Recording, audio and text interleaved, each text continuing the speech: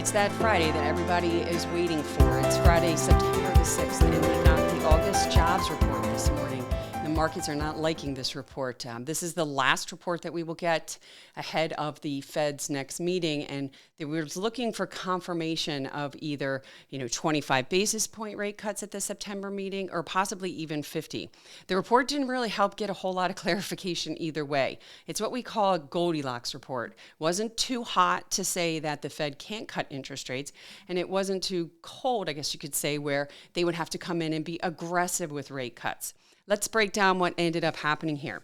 So we got the number of jobs added was 142,000. It was slightly less than was anticipated. The softness in this, though, came from the prior 2 months. They were revised down by 86,000 jobs.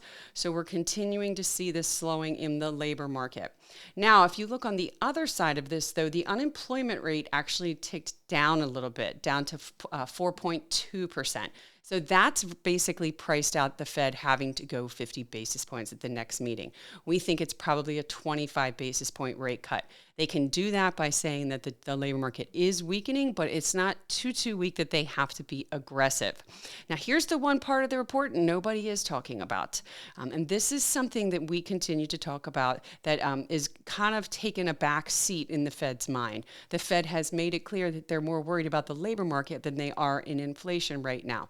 But we've had two reports this week, both the ISM Manufacturing and the ISM Services Index, that both saw prices paid moving higher. And today we also saw the wages moving higher. The expectation was for wages just to grow 0.3 in the month of August. They actually grew 0.4, and that took the year-over-year annual pace here in average hourly earnings from 3.6% to 3.8%. So they can't declare complete victory on this inflation side. They've got to make sure that they make note of that, and they can't ignore where we are here. It's very, very dangerous to just focus specifically on the labor market and not realize what's going on the inflation front.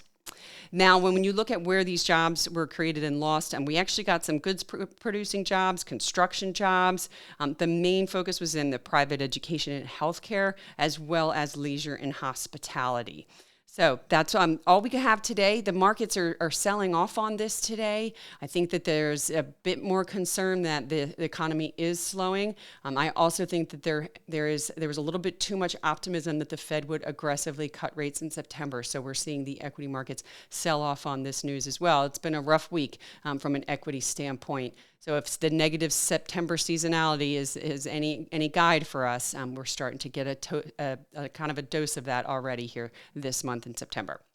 We'll be back next week with some more economic data. We'll get a couple more inflation prints before we get that Fed meeting the following week.